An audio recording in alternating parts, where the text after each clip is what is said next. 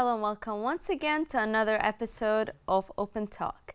In today's episode, our guest is Atifa, a Polish that has been living in Bahrain for the last 14 years, and she will talk to us about her experience as an expat living here. She is as well a consultant of PR and marketing.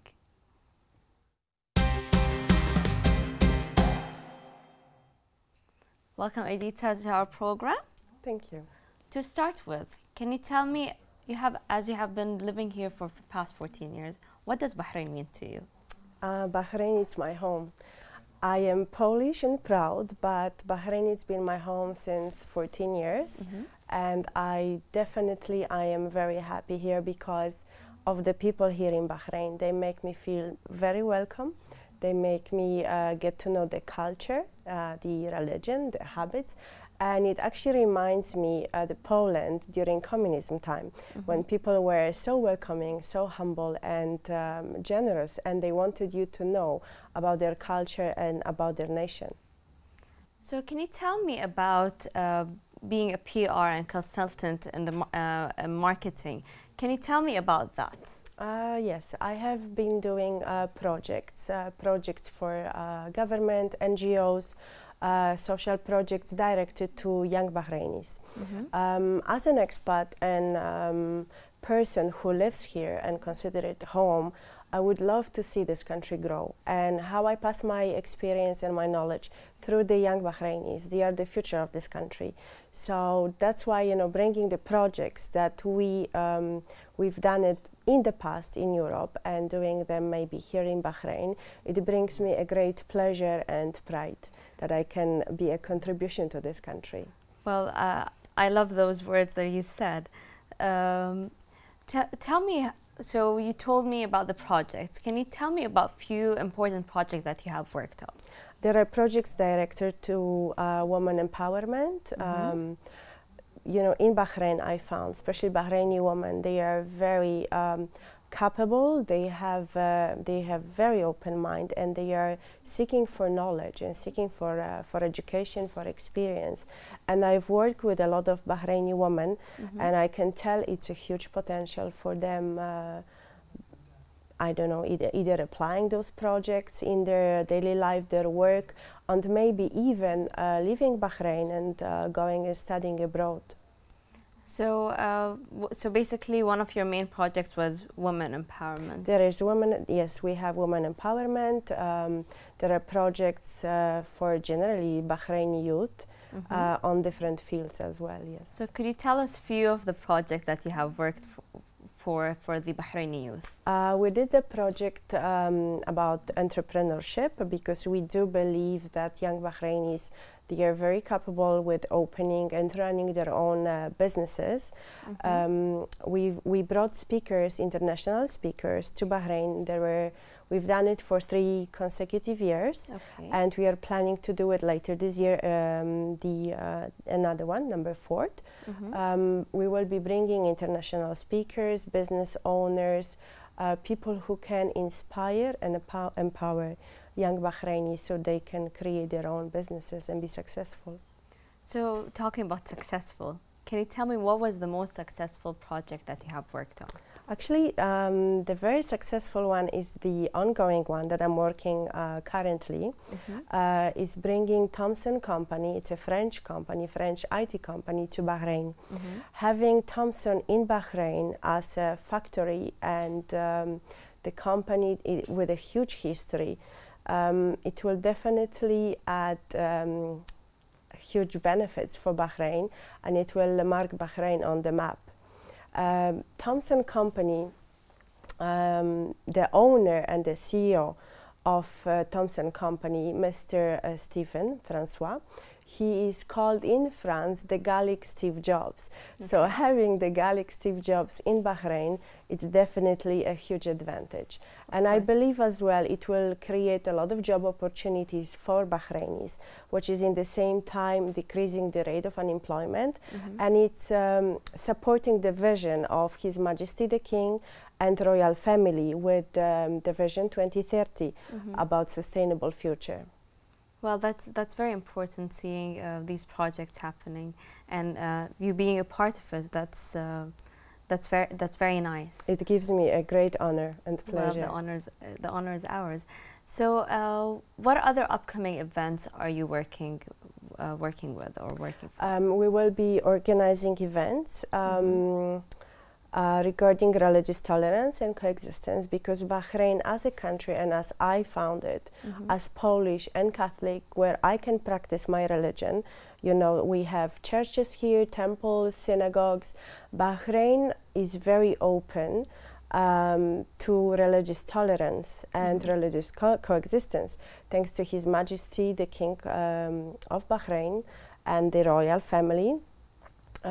His Majesty wrote a declaration, the Kingdom of Bahrain, about religious tolerance and peace and love towards every religion. And it gives me a great pleasure that me living in Bahrain, I am so proud actually, experience it, because regardless what we are hearing, what's happening in the world, I can tell, and I'm very strong in my statement, that there is a country like Bahrain where me as Polish, I can practice my religion, and people from no matter the backgrounds, religions and nationalities, they live here in peace and love.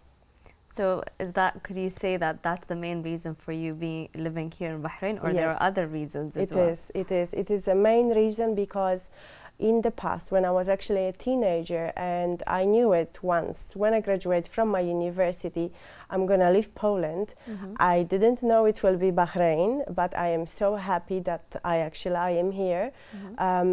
I wanted to live in a country where people are humble and so open-minded. They can teach me their culture. They can teach me maybe their language and their habits. They can teach me how they live, how they respect each other. Because this is very important. If you think about the world today, it is very important to have a respect toward one another. Of course, it is. So tell me more about so you told me that you have chosen Bahrain for the past 14 years. Did you live in any other country other than Poland and Bahrain? Yes, I lived in 4 countries before. Bahrain is my 6th. I lived in Spain, I lived in Italy, Germany and Holland.